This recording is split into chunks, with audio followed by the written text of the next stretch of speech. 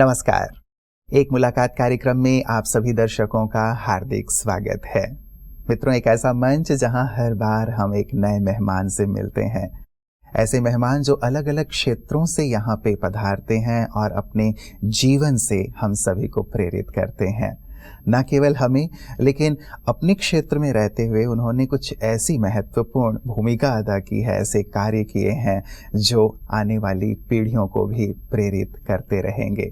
आज हमारे बीच हैं श्री विद्यानंद सराइक जी, जिन्हें भारत सरकार ने 2022 में पद्मश्री से सम्मानित किया साहित्य के क्षेत्र में।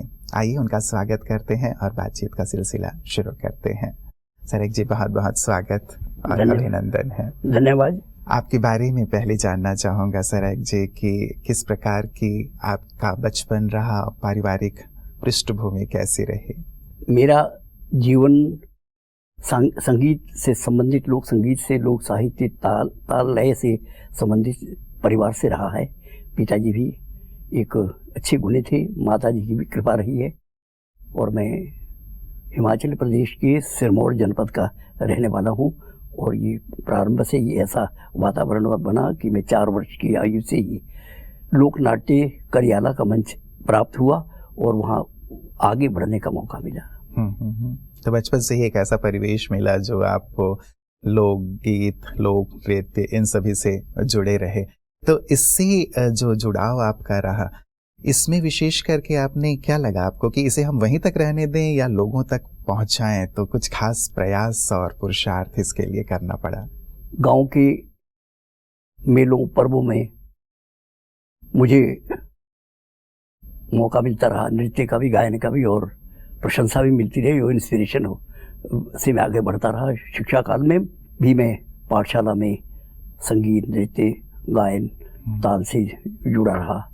और ये ताल भी लोक ताल, जिसमें देव ताल है, हमारे संस्कार ताल है, मनोरंजन ताल है, इसकी वादन प्रक्रिया भी मेरी पारिवारिक जीवन से शुरू हुई।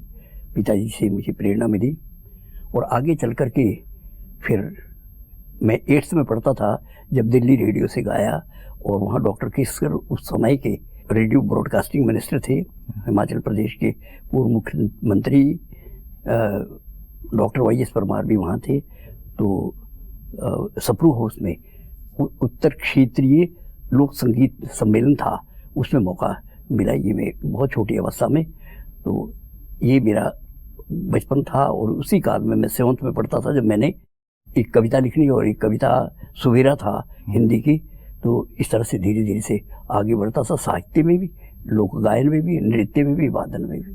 बहुत सुंदर। और यही फिर एक आपने करियर के रूप में भी इसे चुन लिया। शिक्षा काल के बाद मैंने शिक्षा विभाग में किया। वहाँ पर भी मैं बच्चों को और मैंने जो बच्चों को नाटक, एक बुजुर्गों की रेख रोटी, वो राज्य स्तर पर शिवरात्रि मेला होता, वहाँ पर प्रस्तुति करवाई। इस तरह से उसमें भी मुझे प्रेरणा मिली। वहाँ से जब सांत्वना मिलती है, जब प्रशंसा मिलती है, तो आदमी आगे बढ़ता। बहुत से लोक नाटक मैंने हमारी करियाला शैली पर मैंने लिखे और उसकी प्रस्तुति फिर आगे चल करके मैं एकेडमी का भी मेंबर रहा और NZ का भी मेंबर रहा। उससे और मुझे लाभ मिलता रहा और वो काम करता रहा।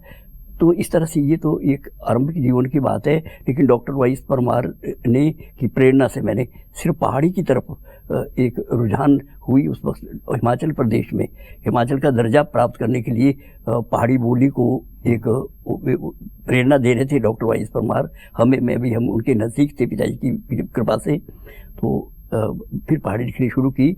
मैंने हज़ारों गीत लिखे हैं। मैं तर्ज भी बनाता रहा, गाता भी रहा। रेडियो पे 1971 से BI आर्टिस्ट था और फिर दूरदर्शन पे भी रहा।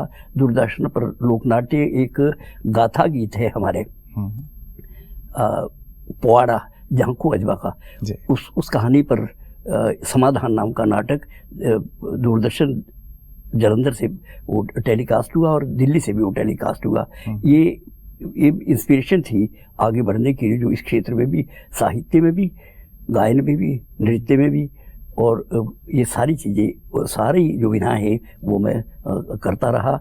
और जो अगला पड़ाव आया तो इस तरह से आया कि बहुत से ज़िला, ब्लॉक, राज्य स्तर पर पुरस्कार मिलते रहे और इसी तरह से विदेश में भी मुझे जाने का मौका मिला अपनी टीम को लेकर के। वहाँ पर भी बुल्गारिया, मैसेडोनिया, टर्की, ग्रीस में लोक संस्कृति की प्रस्तुतियाँ दी।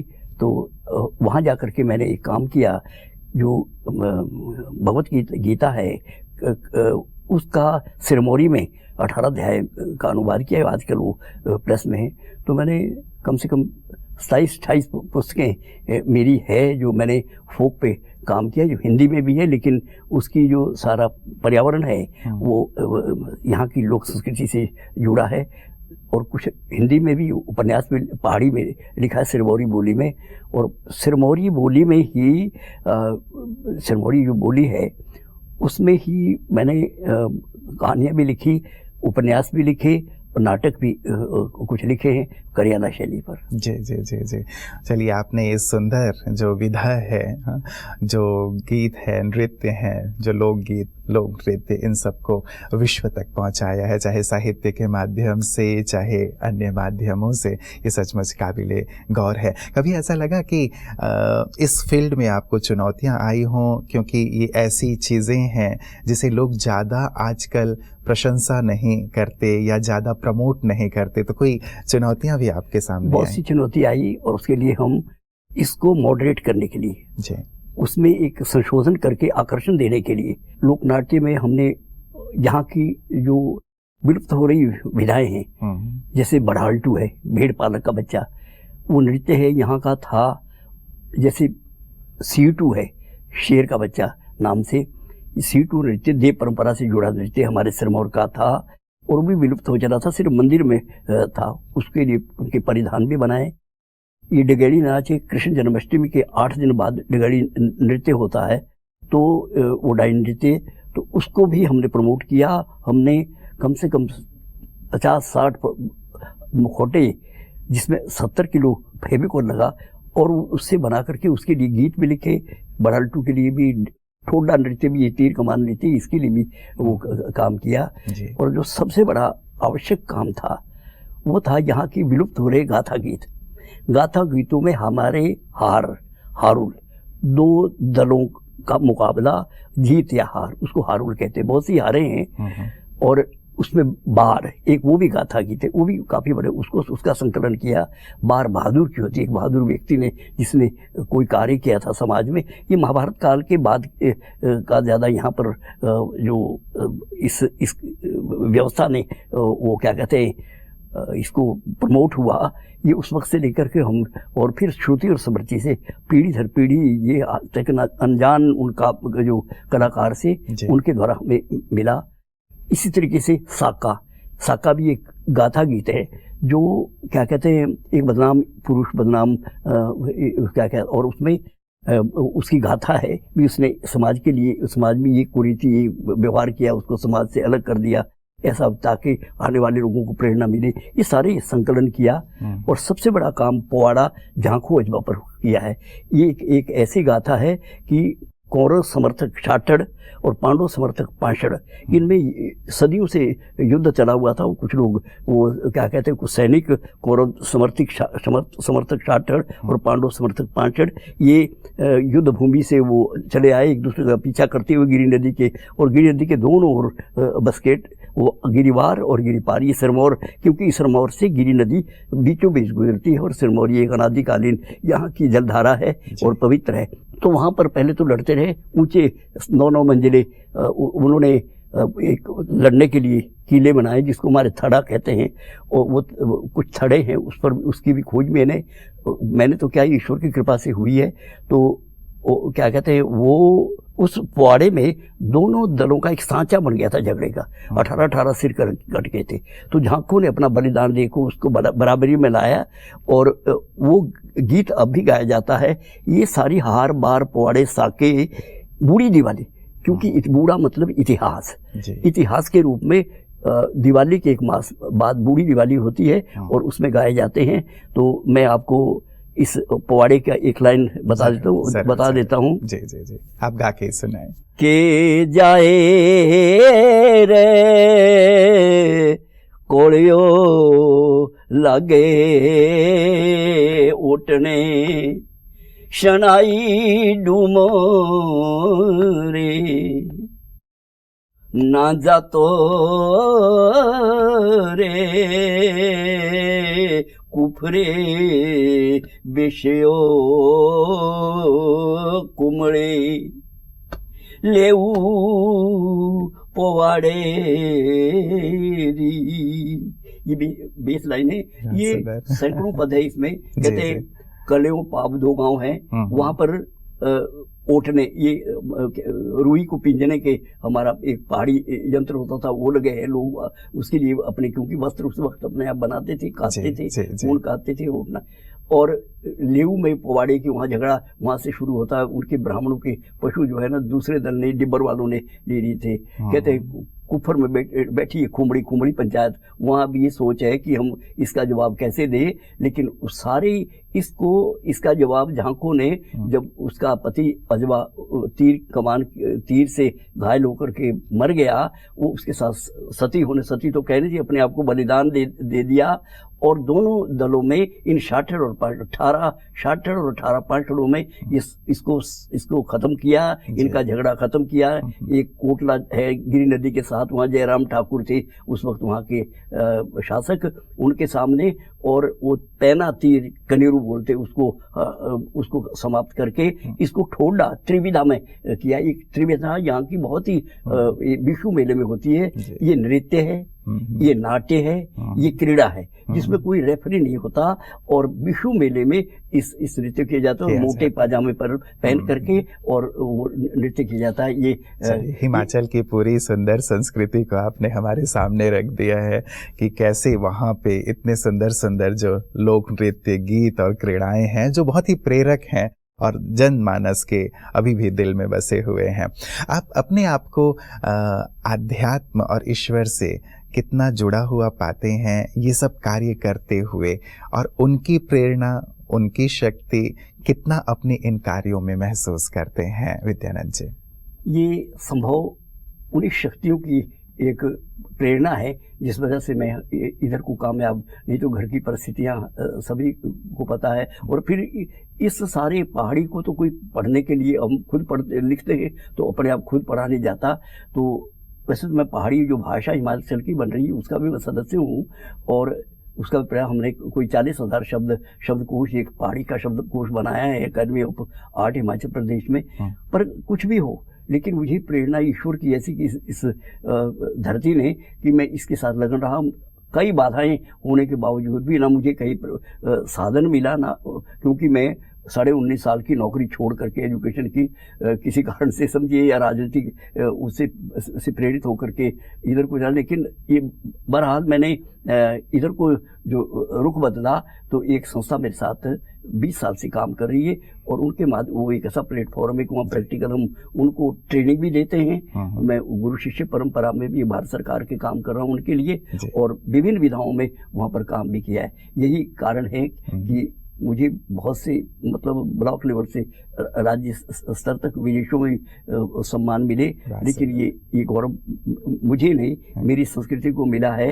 यहाँ की जो विलुप्त हो रही संस्कृति थी, यहाँ का साहित्य, आपने भी बहुत परिश्रम किया है उस विलुप्त होती संस्कृति को जीवित रखने का। यहाँ आप ब्रह्मा कुमारीज में आए हुए हैं विद्यानंद जी, मेरे ख्याल से प्रथम बार आपका आगमन हुआ है, तो यहाँ आप कैसा अनुभव कर रहे हैं? यहाँ मुझे एक नया जीवन मिला है, क्योंकि जो यहाँ की साधना है, जो यहाँ का समर्पण है, जो यहाँ के कार्यकर्ताओं में एक दूसरे के साथ भाईचारा का एक संदेश मिलता है, एक नायाब है। मैं तो पहली बार आया हुआ, बहुत सी ऐसी संस्था है, पुट्टी की थी, चाहे रांगड़ी की थी, चाहे हमारे गांव के मंदिरों पे भी काम किया मैंने, आर्किटेक्ट के वहाँ के बहुत सी इस पे काम किया। लेकिन यहाँ जो सुकून मिला है, ये ऐसा लगता है कि आत्मा की उस गहराई से छू रहा है जो शायद वो परमात्मा का हिस्सा बन करके मेरे भीतर है। और यही कारण है कि ये पद्मश्री हो या हिमाचल गौरव हो, या जो लोक संगीत के मिला और लोक साहित्य के लिए मिला ये सम्मान जो उससे बड़ा सम्मान है, वो यहाँ जो आप यहाँ पर इस संस्था ने दिया है, सम्मान नहीं कहूँगा, ये प्रेरणा है कि हम यहाँ से एक संदेश लेकर के जाएं। अगर लिखें तो भी ऐसा लिखे जो लोक संस्कृति की पूर्ति करे, और वो इसकी छाया उसमें भी पड़े, ताकि लोग शांति और एक प्रेम का एक रास्ता इस जुर्म और तशद्दुद की क्षेत्र को छोड़ करके आगे बढ़े। निरंतर ये छात्रों से लेकर के पाठशाला में भी हम जाते हैं, तो अब इसको भी हम ये जोड़ेंगे, प्रयास करेंगे कि यहाँ जो सुकून मेरा तो जाने के लिए दिल नहीं बोल रहा कि मैं यहाँ से जाऊँ। जी जी, जो ईश्वरीय ज्ञान और योग यहाँ सिखाया जा रहा है, क्या लगता है कि ये जन जन के लिए आज के दौर में, आज जहाँ तनाव है, डिप्रेशन है, एक ऐसा माहौल बन रहा है जहाँ पे एक दूरियां बढ़ रही हैं, तो क्या ऐसा लगता है कि यहाँ जो एक ईश्वरीय ज्ञान दिया जा रहा है, आध्यात्मिक ज्ञान, योग सिखाया जा रहा है, उसकी जन जन को बहुत आवश्यकता है? देखिए, संगीत भी आत्मा से जुड़ा हुआ है, एक विषय है, क्योंकि दिल की धड़कन से हमारी नाटी पैदा हुई है। ये दिल पर हाथ रखते, तो दिल के साथ जो जुड़ी हुई बात है, अगर हम दिलों तक पहुंचा सके तो संभवतः आज जो देश में, मैं तो कहूँगा, व्यभिचार हो रहा है, बुराइयां हो रही है, और इस मटेरियलिज्म जिसको पूंजीवाद के लिए लोग राजनीति की कुर्सियां भी पकड़ते हैं, और यहाँ तो मैं आलोचना तो नहीं करता, धर्मगुरु चाहे हमारे मंदिर है, चाहे वो तीर्थ स्थान है, वो कलुषित होते जा रहे हैं। लेकिन अगर ऐसी शिक्षाएं जो यहाँ मुझे कुछ अनुभव हुआ, अगर ऐसी शिक्षा पूरे देश में युद्ध स्तर पर दी जाए, और ये संगीत, नृत्य, गायन से जुड़े हुए इस किस्म के लोकनाट्य, लेना देना, इस किस्म की बातें करे, तो निश्चय ये भारत में एकता और अखंडता का जो स्वरूप उभरेगा, वो एक नायाब चीज होगी। क्योंकि लोग गांधी जी के भी इस अहिंसा सत्य अस्ते, वो क्या कहते हैं, एकादश व्रत को यूं ही सोचते थे, लेकिन जब वो सार्थक हुआ तो उन्होंने वही कह दे, साबरमती के संत तूने कर दे दी हमें आज़ादी, खड़क बिना ढाल। तो ये निर्विवाद जो असत्य लगता था वो सत्य हो गया। तो यहाँ की प्रेरणा भी निश्चय ही हमें सत्य की राह पर ले जाने वाली है। ये मैं हृदय की गहराई से बोल रहा हूँ। जी जी, एक ईश्वर का परिचय या इस विश्वविद्यालय में दिया जाता है ब्रह्मा कुमारीज में कि यदि सभी इस एक बात को स्वीकार लें कि परमात्मा एक है, क्योंकि परमात्मा के नाम पे, धर्म के नाम पे भी बहुत ज़्यादा द्वंद्व होता है या एक बंटवारे की स्थिति आ जाती है, तो यदि सभी इस चीज़ को अनुभव कर लें कि परमात्मा एक है और हम सब आपस में भाई भाई हैं, तो बातें बहुत सहज सरल हो जाएंगी और हम सब एक होकर के रह पाएंगे, संसार को स्वर्ग बना पाएंगे। ये जो एक सुंदर मान्यता या ये जो सुंदर एक कार्य ब्रह्मा कुमारीज कर रही हैं, इस पर आप क्या कहें? जो संविधान की विडंबना लेकर के धर्म के नाम पर के विघटन पैदा कर रहे हैं, उनको एक बहुत बड़ी प्रेरणा है कि अगर इसको युद्ध स्तर पर छात्र जीवन से लेकर के, क्योंकि ये जिसको ये कह रहे हैं कि जातिवाद, धर्म, लेना देना, ये सारी चुनाव और कुर्सी के पकड़ के लिए तो सभी कर रहे, लेकिन अगर राष्ट्र की एकता, अखंडता के लिए ऐसी शिक्षा जिसमें जाति, धर्म और सभी, जिसको सर्वधर्मा मानवत्व की भावना पैदा हो, अगर ऐसी व्यवस्था शिक्षा से पैदा हो, तो निश्चय ही देश में जिस रामराज की कल्पना ये कर रहे हैं वो होगा। कोई भी नहीं सोचेगा कि हम किसी किस्म का विघटनकारी कदम उठाएं। जी जी जी, कई बार लोग सोचते हैं कि अब समाज की स्थिति इतनी बिगड़ गई है कि अब ये सब चीज़ें संभव नहीं है, बहुत ही निराशावादी स्थिति तक पहुंच जाते हैं कि अब एक बेहतर विश्व की बात करना, राम राज्य की बात करना, बेहतर समाज की बात करना, ये तो पूरी कल्पना है, ऐसा नहीं हो सकता, ऐसा संभव नहीं है। ऐसे लोगों को क्या कहना चाहिए? मुझे इस असंभव शब्द से नेपोलियन की एक बात है, the impossible is the word that founds in the dictionary of fool. एक तो ये बात है, और ये भी एक सत्य है कि मुसीबतें, कठिनाइयाँ ऐसे काम को करने के लिए कि सख्ती है, मुखालिफ से ना घबरा, ए उखाब ये तो चलती है तुझे ऊंचा उठाने के लिए। चलिए, दलीलें भी कामयाबी है, जो थक कर बैठ जाते हैं वो मंजिल पा नहीं सकते। तो यदि हम इस संकल्प से आगे बढ़ते हैं, और सरकार को भी मतलब देश की गरिमा, देश की अखंडता से प्यार है, कुर्सी से नहीं, किसी व्यक्तिगत हिसाब से नहीं, पैसों से नहीं। अगर ऐसा प्यार है तो ऐसी शिक्षा का आदमी को, क्योंकि अब ये आप ये हमारा मुसलमान धर्म में इनके मदर से चले हुए शिक्षा धार्मिक इसकी भी दी जाती है, तो क्यों ना इसको एकवाद को लेकर के हम हिंदूवादी क्या है, आर्य समाजवाद या सिखवाद एक को करके बल्कि राष्ट्रवाद के रूप में ऐसी संस्थाओं से प्रेरणा लेकर आगे बढ़े, तो ये एक निश्चय ही देश के लिए एक बहुत ही लाभकारी कदम होगा। जी जी जी, बहुत बहुत शुक्रिया विद्यानंद सराइक जी, आप यहाँ आए। सचमुच आपके विचार बहुत ही प्रेरणीय हैं हम सब के लिए, और यहाँ आकर के आपने जो हमें सुंदर प्रेरणा दी है उसके लिए दिल से बहुत बहुत धन्यवाद। ओम शांति। मित्रों, हमारे साथ थे पद्मश्री विद्यानंद सराइक जी, जिन्होंने अपने सुंदर विचार हम सबके बीच में रखे हैं कि कैसे सचमुच आध्यात्म के माध्यम से, मूल्यनिष्ठ शिक्षा के माध्यम से हम समाज में एक सकारात्मक परिवर्तन ला सकते हैं। क्यों ना इसकी शुरुआत हम स्वयं करें। कई बार हम ये सोचते हैं कि शायद इसका कार्य है, इसका कार्य है, इसका कार्य है। एक एग्जाम्पल हमारे सामने है सराइक जी, जिन्होंने केवल एक बीड़ा उठाया कि मुझे साहित्य के क्षेत्र में या लोक नृत्य और जो गीत जो विलुप्त हो रहे हैं उन्हें पुनर्जीवित करना है। और आज देखें कि उसे न केवल भारतवर्ष में लेकिन विश्व के कोने कोने तक पहुंचाने के निमित्त बने हुए हैं। पान का बीड़ा हम सबको उठाने की ज़रूरत है, परिवर्तन निश्चित रूप से होगा। इस पर ज़रूर विचार कीजिएगा। पुनः जल्द आप सबसे मुलाकात होगी। नमस्कार।